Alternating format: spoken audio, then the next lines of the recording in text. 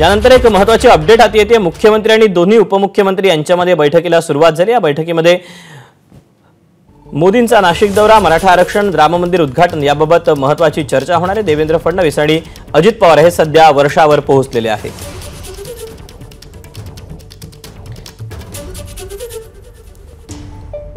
आपण याबद्दलचे अपडेट जाणून घेऊ। वैभव परब आपल्या सोबत आहे। वैभव, कुठल्या मुद्द्यांवर या बैठकीत चर्चा अपेक्षित आहे?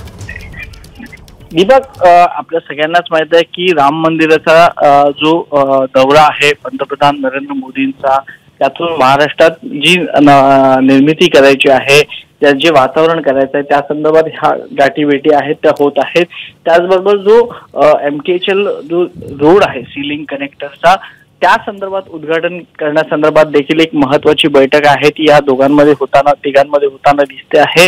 त्याचबरोबर मराठा आरक्षणाचा तिढा अद्याप सुटलेला नाही आहे, त्यावर मनोज जरांगे पाटील आहेत ते आपल्या भूमिकेवर ठाम आहेत।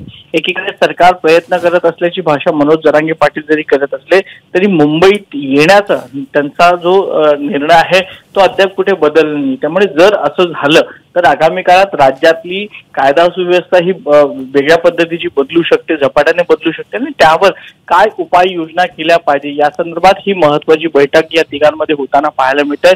या तिघांच्या बैठकीनंतर काही मार्ग निघतोय का हे देखील पाहावं लागणार आहे, कारण का राज्यातल्या एका मागोमाग एक ज्या निवडणुकांचं जे काही आपल्याला 2024च्या निमित्तानं पाहायला मिळतं, लोकसभा निवडणूक असेल, विधानसभा असेल किंवा महानगरपालिकेच्या, या सगळ्यांसाठी तिघांमध्ये एकमत असावं या संदर्भात ही बैठक होताना पाहायला मिळत आहे। त्यामुळे या बैठकीच्या माध्यमातून आता नेमकं काय हाताला लागतंय आणि काय महत्त्वाचे निर्णय होत आहेत हे देखील महत्त्वाचं असेल। दीपक, वैभव, बैठकीनंतरचे अपडेट जाणून घेत राहू। तुर्तास धन्यवाद दिलेल्या सगळ्या सविस्तर माहितीबद्दल।